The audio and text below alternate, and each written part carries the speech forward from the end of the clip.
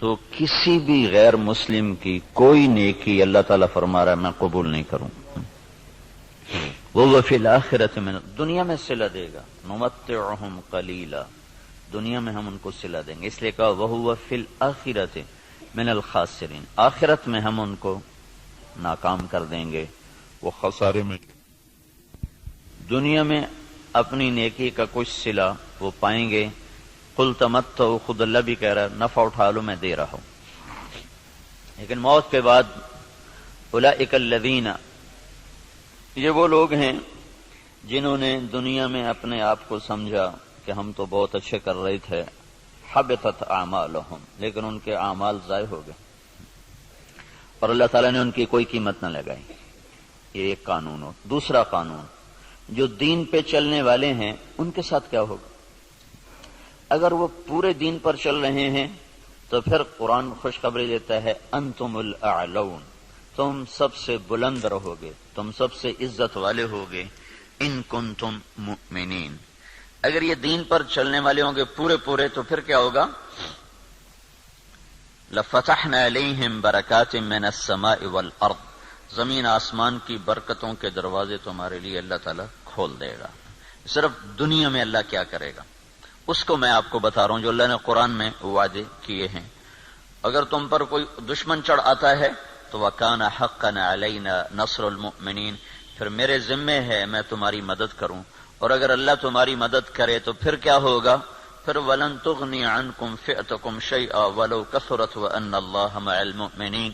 پھر ساری دنیا تم پہ چڑھائی کر دے اور اللہ تمہارے ساتھ ہو تو پھر تمہارا کوئی کچھ نہیں بگاڑ سکتا. اللہ کے محبوب کا فرمان ہے، مسلم شریف کی روایت ہے، صحیح ساری کتابوں میں ہے، لن یغلب 12,000 من قلت، 12,000 اگر مسلمانوں کی تعداد ہو پوری دنیا میں، صرف 12,000، اور باقی ساری دنیا کا باطل ایک طرف ہو، تو انہیں اس وجہ سے شکست نہ ہوگی کہ یہ تھوڑے تھے، اس وجہ سے شکست نہیں ہوگی.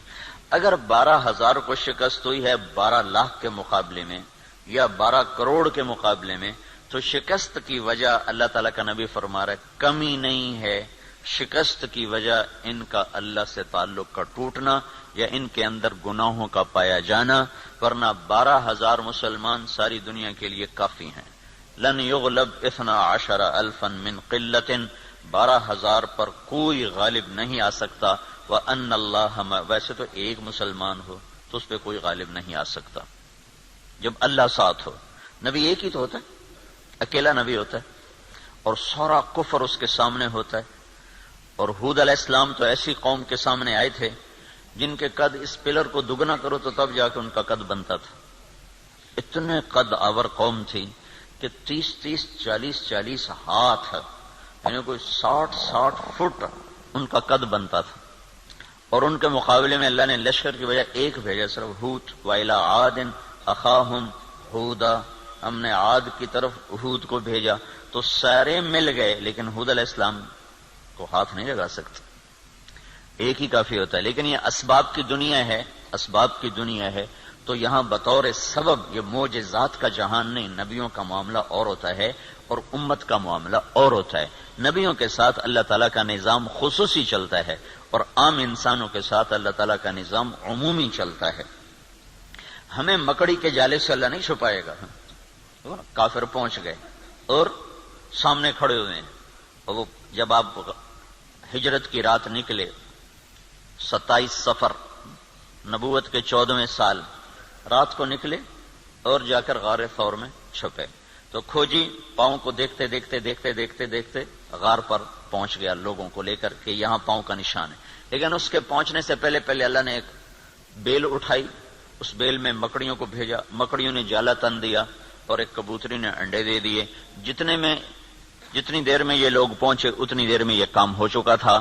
اب آگے کھوجی کہنے لگا پاؤں کا نشان یہاں تک، تو ابی بن خلف کہنے لگا یہ جالا تو محمد کی پیدائش سے بھی پہلے کا ہے، تو ہمیں کہاں لے کر آ گیا.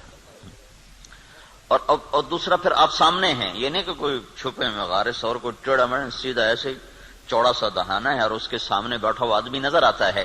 یہ اللہ کا خصوصی نظام ہے، یہ عام انسانوں کے ساتھ نہیں چلتا. اس لیے اللہ کے نبی نے سبب کی دنیا کے لیے فرمایا کہ 12,000 اگر مسلمان ہوں تو انہیں کمی کی وجہ سے شکست نہیں ہو سکتی. اسکندریہ بڑا مضبوط شہر تھا مصر کا، اس کو فتح ہونے میں دیر ہو گئی اور مسلمانوں کا لشکر تھا 4,000 کا.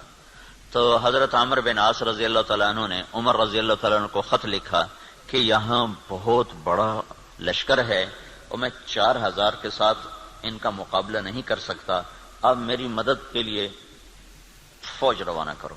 تو عمر رضی اللہ تعالیٰ عنہ نے 4,000 اور بھیج دیے، 4,000، اور ان 4,000 کے ساتھ 4 آدمی ہیں، ایک زبیر بن عوام اور ایک مقداد بن اسود، یہ مہاجرین میں سے، اور عبادہ بن صامت اور مسلمہ بن مخلد، یہ انصار میں سے، 2 مدینے کے 2 مکہ کے. ان 4 کو ان کے ساتھ، تو یہ 4,000 جمع 4. تو عمر رضی اللہ تعالیٰ عنہ نے عمرو بن عاص رضی اللہ تعالیٰ عنہ کو خط لکھا کہ میں تیرے مدد کے لیے 4,000 آدمی بھیج رہا ہوں، ان کے ساتھ 4 آدمی اور ہیں، ان میں ہر آدمی 1,000 کے برابر ہے، 1,000 کے برابر ہے، لہذا میں 4,000 نہیں، میں 8,000 تیری مدد کے لیے بھیج رہا ہوں، اور تم پہلے سے 4,000 ہو تو تم 12,000 ہو گئے. تو 12,000 کو کمی کی وجہ سے کوئی شکست نہیں دے سکتا. تم جب میرا یہ لشکر پہنچے تو تم سارے مسلمانوں کو آخرت کی ترغیب دو اور اللہ کا نام لے کر قدم بڑھاؤ، اللہ تمہیں فتح عطا فرمائے گا. دنیا یعنی جن کی فراست کا لوہا مانتی ہے کافر بھی، اور وہ اتنے بڑے شہر پہ حملہ ہو رہا ہے، اور وہ کیا تدبیر اختیار کر رہے ہیں کہ 4,000 جمع 4 آدمی بھیج کر مطمئن بیٹھے، حالانکہ وہ 40,000 بھیج سکتے تھے. عمر رضی اللہ عنہ اس وقت اس سطح پر تھے کہ 40,000 بھیج سکتے تھے. 4,000 جمع 4. چند صحابہ ایسے ہیں جن کو 1,000 کے برابر مانا جاتا تھا کہ جہاں وہ ایک کھڑا ہے وہ 1,000 کے برابر ہے. قعقاع بن عمر تمیمی اور مقداد بن اسود اور رافع بن عمیرہ اور طلحہ بن خویلد اور عمرو بن معدی کرب اور براء بن مالک، یہ وہ لوگ ہیں جہاں ایک کھڑا ہوتا تھا تو کہا جاتا تھا 1,000 کھڑا ہوا ہے. تو یہ 4,000 جمع 4 وہاں پہنچے اور 8,000 کے ساتھ، او بھائی رہنے دو، کس نے کہا چھوڑ. تو عمرو بن عاص رضی اللہ تعالی عنہ نے لشکر کی کمان عبادہ بن صامت کے حوالے فرما دے. عبادہ بن صامت کیسے شاہ سوار تھے؟ وہ جنگل میں نکل کے تہجد پڑھ رہے تھے، جنگل میں، جنگ کے دنوں میں. تو مصریوں کی ایک ٹولی اوپر سے نا راؤنڈ لگاتی ہوئی آ رہی تھی، 20 گھوڑ سوار، 20 آدمی، 20. تو انہوں نے دیکھا کہ ایک عرب سپاہی نماز پڑھ رہا ہے، تو انہیں ایک دم حملہ کیا. ان کی تلوار پاس تھی، انہوں نے پیچھے پلٹ کے دیکھا 20 یہ اکیلے ہیں، اور وہ گھوڑ سوار یہ پیدل. انہوں نے تلوار اٹھائی اور 20 میں سے 16 کو قتل کیا، باقی 4 بھاگ گئے. جب وہ بھاگے تو پھر اللہ اکبر، پھر نماز شروع کر. تو ان کے سر پہ انہوں نے امارت کا امامہ باندھا کہ آج تو بسم اللہ کر. تو عبادہ بن صامت رضی اللہ تعالیٰ عنہ بدری صحابہ میں سے ہیں، بدری صحابہ میں سے. تو یہ جو 4 آدمی بھیجے تھے، چاروں جنگ بدر کے شریک تھے. تو 12,000 نہیں تھے، 8,000 جمع 4 تھے. اور اسکندریہ جو مصر کا سب سے بڑا شہر تھا اور طاقتور اس کی فوج تھی، اللہ نے 8,000 کے ذریعے سے اس زیر کروا دیا کہ 12,000 کو شکست ہو گئی. تو سمجھو کہ کمی کی وجہ سے نہیں، کوئی اور ہے. اب تو 1 ارب مسلمان ہیں، 1 ارب مسلمان ہیں، اور ذلت چھائی ہوئی ہے. اور اس سے عجب بات یہ ہے کہ دنیا کی سب سے طاقتور چیز اس وقت تیل ہے. تیل کے ساتھ پہیہ گھومتا ہے، تیل کے ساتھ جہاز اڑتا ہے، بم گرانے کے لیے اسے تیل چاہیے. ساری دنیا کا 70% تیل اللہ نے مسلمانوں کی زمین کے نیچے رکھا ہوا ہے. دنیا میں جتنا تیل ڈھونڈا جا چکا ہے اس کا 70% اللہ تعالیٰ نے عربوں کو دے دیا ہے، مسلمانوں کو دے دیا ہے. ٹوٹل 30% ساری دنیا میں اور 70% مسلمانوں کی زمین میں. اور پھر ذلت. تو میں یہ بتا رہا تھا کہ اگر ہم پورے مسلمان ہیں تو پھر اللہ کا قانون کیا ہے؟ انتم الاعلون، ان کنتم مؤمنین، تم سے اونچا کوئی جا نہیں سکتا.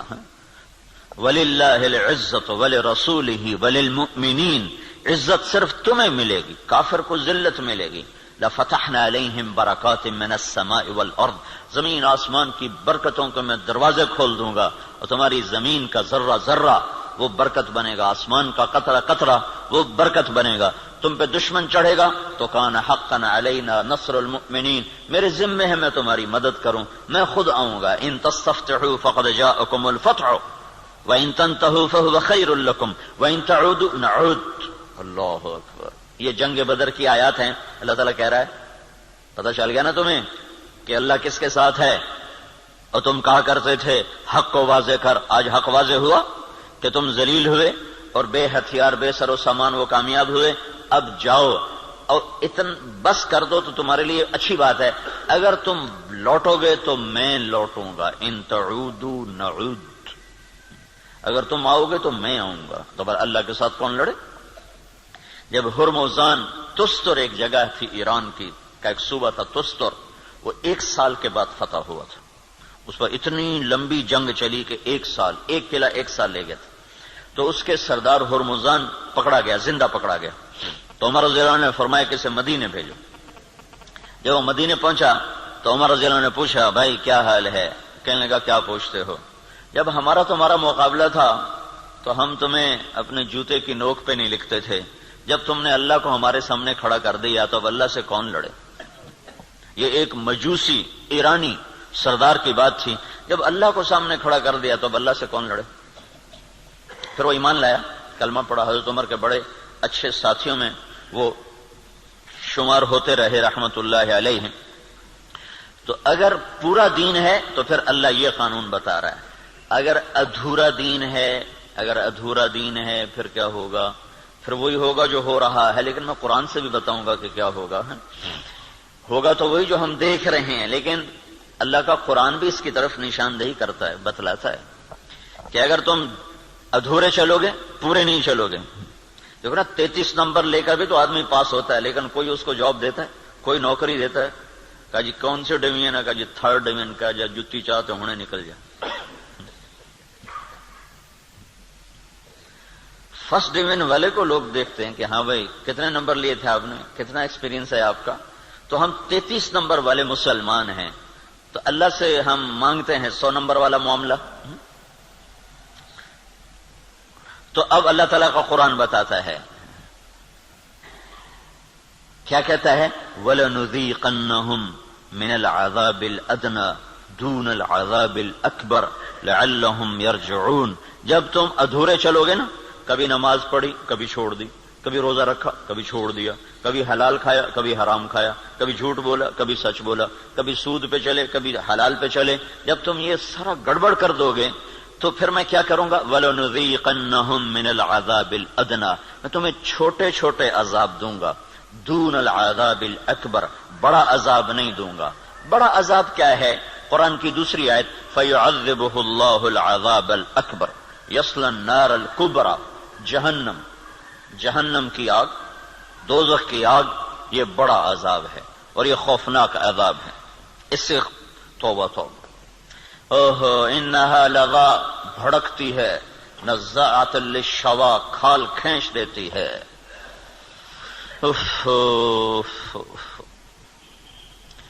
اللہ تعالیٰ کہہ رہا ہے میں چاہوں گا کہ تمہیں دوزخ میں نہ ڈالوں، یہیں صاف کروں. پھر بھی گناہ رہ گئے تو پھر جہنم میں جائے گا. پھر بھی اگر رہ گئے تو جہنم میں جائے گا. جب کوئی آدمی فرض نماز چھوڑ دیتا ہے اور پھر وہ توبہ نہیں کرتا، چھوڑی جاتا ہے تو اس کے نام کا ایک دروازہ جہنم میں کھول دیا جاتا ہے. اسے اس دروازے میں سے گزرنا پڑے گا چاہے ایمان پہ خاتمہ ہو. اللہ تعالیٰ کے نبی جب معراج پر گئے تو ایک جگہ دیکھا لوگ الٹے لٹکے ہوئے نا، تو ان کو نیچے سے آگ جلا رہی، ان کے پاؤں بندھے ہوئے رسے سے اور ان کو نیچے آگ جلا رہی. تو آپ نے پوچھا یہ کون لوگ ہیں؟ کہا جو روزہ نہیں رکھتے تھے. تو روزہ نہ رکھنا یہ تو مسلمان کے لیے، کافر سے تو روزہ مطلوب نہیں. ایک جگہ آپ نے دیکھا ایک آدمی لیٹا ہوا ہے تو ایک فرشتے کا ہاتھ میں پتھر ہے بہت بڑا، اس کے سر کے اوپر مارتا ہے، اس کا سر کیما ہو جاتا ہے. پتھر دور جا گرتا ہے، وہ پتھر اٹھانے جاتا ہے، واپس آنے تک اس کا سر ٹھیک ہو جاتا ہے، وہ پھر اس کے سر پہ پتھر مار وہ پھر قیمہ قیمہ ہو جاتا ہے۔ تو آپ نے پوچھا یہ کون ہے؟ کہ یہ وہ جو عشاء کی نماز پڑھے بغیر سو جاتا تھا، جو عشاء پڑھے بغیر۔ اور لاکھوں کروڑوں مسلمان ایک نماز بھی نہیں پڑھتے، عشاء کی کیا بات ہے، ایک بھی نہیں پڑھتے۔ تو بڑا عذاب آگے کا ہے، بہت خوفناک ہے، بہت خوفناک ہے۔ آگے آپ گئے تو آپ نے دیکھا ایک آدمی کا پیٹ ہے جیسے گنبد ہوتا ہے، گنبد کی طرح بڑا پیٹ ہے، اس پیٹ کے اندر سانپ گھسے ہوئے ہیں اندر، اور اس کو اندر سے ڈس رہے ہیں، اس کی چیخ و پکار ہے۔ تو آپ نے کہا یہ کون ہے؟ کہ یہ سود کھانے والے۔ تو بڑا عذاب آگے ہے، زلزلہ، دشمن کی چڑھائی، دشمن کے ہاتھوں قتل، دریاؤں کا سوکھ جانا، بجلی کا ختم ہو جانا، محبتوں کا اٹھ جانا، برکتوں کا اٹھ جانا، آپس کی لڑائیاں، قتل و غارت، بد امنی، مہنگائی، یہ ہے وَلَنُذِيقَنَّهُم مِّنَ الْعَذَابِ الْأَدْنَىٰ، چھوٹے چھوٹے عذاب دوں گا، دون العذاب الاکبر، بڑا نہیں دوں گا، لعلہم یرجعون، شاید تم مسجدیں بھر دو اور تم توبہ کر لو اور تم اللہ کے سامنے جھک جاؤ اور تم اللہ کو منا لو اور اللہ کے نبی کے طریقوں پر آ جاؤ تو ما یفعل اللہ بعذابکم ان شکرتم وآمنتم وکان اللہ شاکرا علیما۔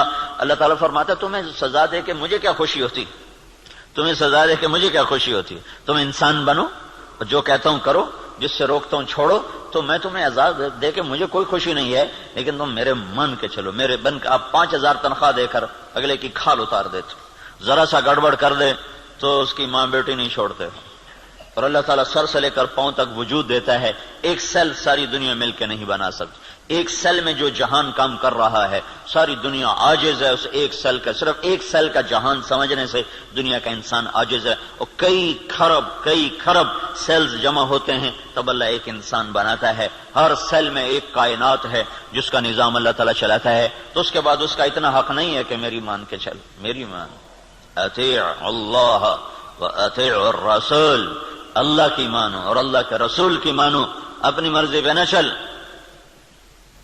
اور پھر اس میں اللہ تعالیٰ ایک ہمارے ساتھ سودا کرتا ہے کہ عبدی انت ترید وانا ارید ولا يكون الا ما ارید فان سلمت لي فيما ارید كفيتك فيما تريد وان لم تسلم لي فيما ارید اتعبتك فيما تريد ولا يكون الا ما ارید۔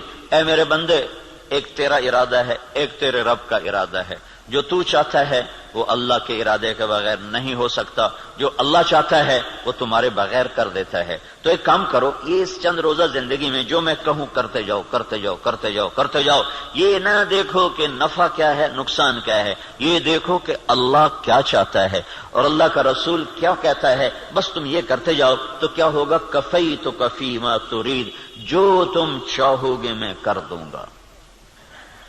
وَإِن لَّمْ تُسَلِّمْ لِي فِيمَا أُرِيدُ، اگر تم نے یہ نہ کیا تو أَتْعَبْتُكَ فِيمَا تُرِيدُ وَلَا يَكُونُ إِلَّا مَا أُرِيدُ، تو پھر میں تمہیں تیری چاہتوں میں تھکا دوں گا، تجھے خوار کر دوں گا اور ہوگا وہ جو تیرا رب چاہتا ہے۔ تو ادھورے دین پر کیا ہوتا ہے، ادھورے دین پر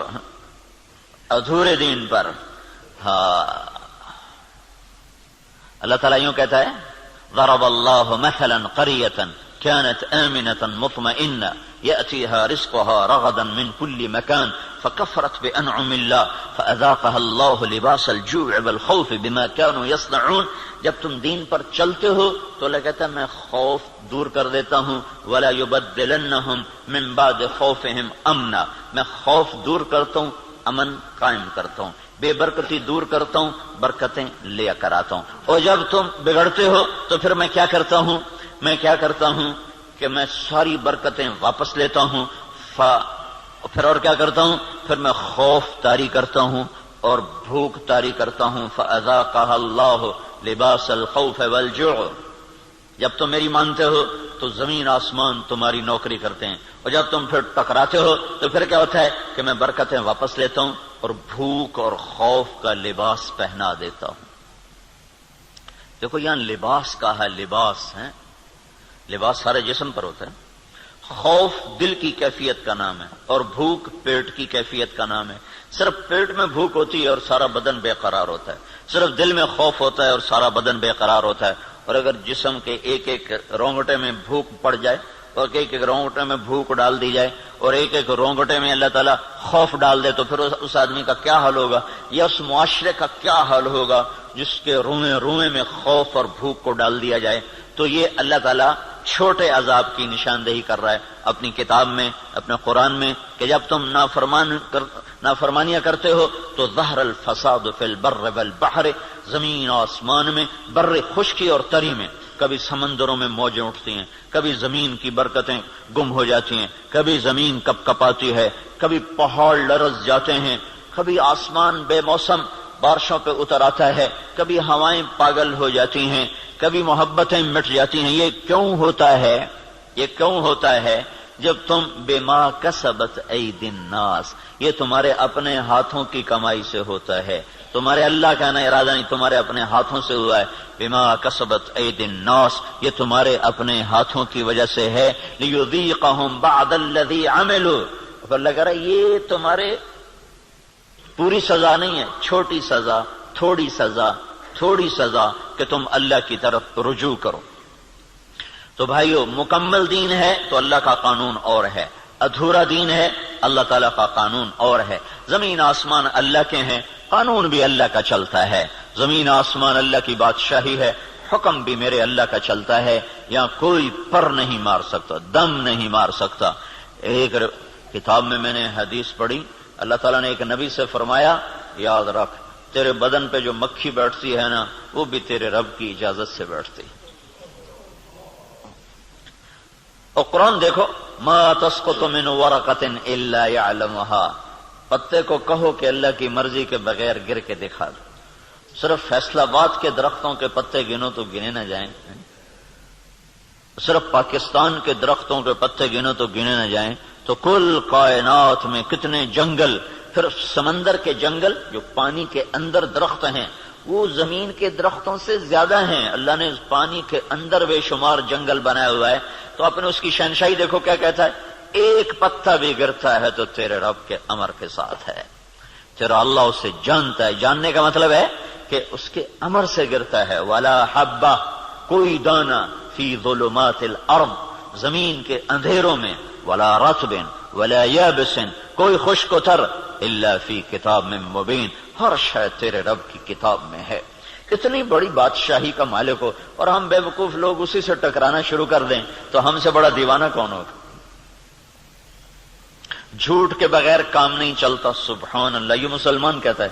سود کے بغیر کام نہیں چلتا، یہ مسلمان کے جب بول ہوں تو زمین آسمان کانپے نہ تو کیا کرے؟ الا لعنت اللہ علی الکاذبین، اللہ نے کہا غور سے سنو، جھوٹوں پہ اللہ کی لعنت۔ اور یہ سب تاجر کہتے ہیں جھوٹ کے بغیر کام نہیں چلتا۔ ایک تاجر نے نا، اچھا بڑا تاجر تھا، وہ 3 دن لگا داڑھی رکھ لی چھوٹی چھوٹی، مجھے بڑی خوشی ہوئی۔ کچھ دن بعد ملاقات ہوئی تو شیو کیا ہوا۔ میں نے کہا یہ کیا کیا؟ کہنے لگا جو سارا دن جھوٹ بولنا پڑتا تو میں نے شیو کرا دیا۔ میں نے کہا اللہ کے بندے، کوئی داڑھی کی وجہ سے جھوٹ حرام ہے؟ جھوٹ تو کلمے کی وجہ سے حرام ہے۔ اب تو نے 2 گناہ شروع کر دیے، داڑھی بھی منڈائی، جھوٹ بھی بولا، تو اب داڑھی منڈانے سے جھوٹ حلال ہو گیا۔ جھوٹ کا حرام ہونا داڑھی کے ساتھ نہیں ہے، جھوٹ کا حرام ہونا کلمے کے ساتھ، کہ تو کلمہ پڑھ کے جھوٹ، تو یہ کیوں کہتا ہے کہ داڑھی رکھ کے جھوٹ بولوں مجھے شرم آتی ہے؟ تو یہ کہ کلمہ پڑھ کے جھوٹ بولوں مجھے شرم آتی ہے۔ کلمہ پڑھنے کے بعد جھوٹ بولنا بے حیائی ہے نا، کہ داڑھی رکھنے کے بعد؟ داڑھی تو سکھوں نے بھی رکھی ہوئی۔ یہ میرے اللہ کے نبی کا امر ہے، حکم ہے، یہ اور حکم ہے، وہ اور حکم ہے۔ ایک کی وجہ سے دوسرا چھوڑ دوں، ایک کی وجہ سے دوسرا چھوڑ دوں، یہ کہاں کی نادانی ہے؟ تو اس کو بات سمجھ میں اس نے پھر رکھ لی۔ تو اب جب تاجر کہے جھوٹ کے بغیر کام نہیں چلتا، سود کے بغیر تجارت نہیں چلتی، اور اللہ کہے لعنت اللہ علی الکاذبین، جھوٹوں پہ اللہ کی لعنت، اور اللہ تعالیٰ کہے فاذنوا بحرب من اللہ ورسولہ، یا سود چھوڑ دو یا اللہ اس کے رسول سے جنگ لڑنے کے لیے تیار ہو جاؤ۔ ہماری تو جنگ اللہ امریکہ سے تھوڑی ہماری جنگ ہے، یا ہندوستان سے تھوڑی ہماری جنگ ہے، یا اسرائیل سے ہماری جنگ، تو ہماری تو اللہ سے جنگ ہوئی پڑی، اللہ ہمارے خلاف جنگ کر رہا ہے۔ اصل تو مقابل میں اللہ آیا ہوا ہے، اللہ اس کا رسول آیا ہوا ہے۔ صرف اللہ اکیلا نہیں ہے، یعنی ایسا اعلان اللہ نے کسی جگہ کیا ہی نہیں. تو کتنی بے غیرتی ہے کفر. دنیا کا سب سے بڑا گناہ ہے کفر. دنیا کا سب سے بڑا جرم ہے شرک اور کفر کہ شہنشاہ اعظم خلاق علیم کو نہ ماننا, یا ماننا تو اس کا شریک ماننا. اللہ تعالیٰ نے اس کے لیے نہیں کہا کہ میں تیرے خلاف لڑائی کروں گا. ان کو دھمکیاں دیا جہنم میں ڈالوں گا, آگ میں ڈال دوں گا, تباہ کر دوں گا. لیکن سود کھانے والا 5 وقت کا نمازی بھی ہے تو اللہ کہتا تیار ہو جا, تیری میری جنگ ہے. اور صرف میری نہیں, میرا رسول بھی تیرے ساتھ جنگ کرے گا, میں بھی کروں گا, میرا رسول بھی کرے گا. تو بڑا جگر ہے لوگوں کا جو اتنے بڑے اعلان کے بعد کہیں جی سود کے بغیر تو پھر کام نہیں چلتا. تو یہ جب دین ادھورا ہوتا ہے تو پھر کیا ہوتا ہے, یہ سارا میں آپ کو قرآن پاک سے بتا رہا ہوں.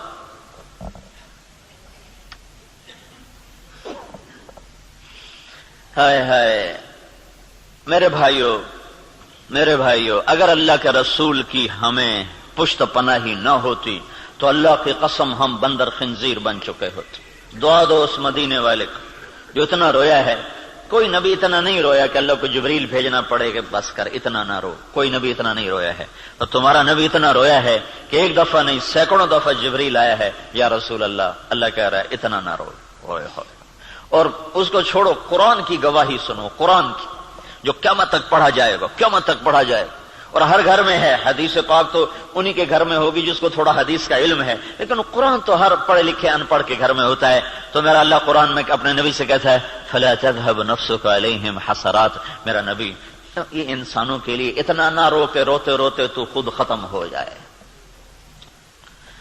یہ اگر ان کے آنسو نہ ہوتے اور ان کی دعائیں نہ ہوتی اور ان کا رونا دھونا نہ ہوتا تو اللہ ہم پر بھی ایسے ہی رندہ چلاتا جیسے پہلی قوموں پہ رندہ چلا کہ بندر بنا دو, خنزیر بنا دو, پتھروں سے دبا دو, پانیوں سے بہا دو, ہواؤں سے اڑا دو, کر دیتا. اللہ کی ہم سے کیا رشتہ داری, کیا تعلق.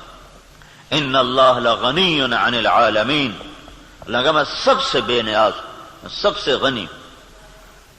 سب سے پہلا رسول نوح علیہ الصلوۃ والسلام, اور 5 بڑے رسولوں میں ایک نوح علیہ السلام, ابراہیم علیہ السلام, موسیٰ علیہ السلام, عیسیٰ علیہ السلام, محمد صلی اللہ علیہ وسلم.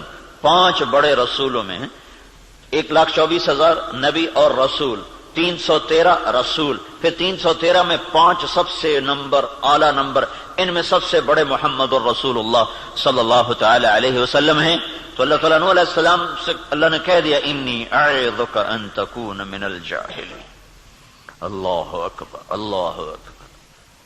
نوح دوبارہ سفارش کی تو نبوت جا سکتی ہے. اللہ اکبر. حالانکہ اللہ نے لینی نہیں تھی, لیکن اللہ نے اپنی بے نیازی دکھائی ہے کہ میں نے تمہیں کہا تھا کافر کے لیے دعا نہ کرنا, کافر کے لیے دعا نہ کرنا, اور یہ کافر ہے.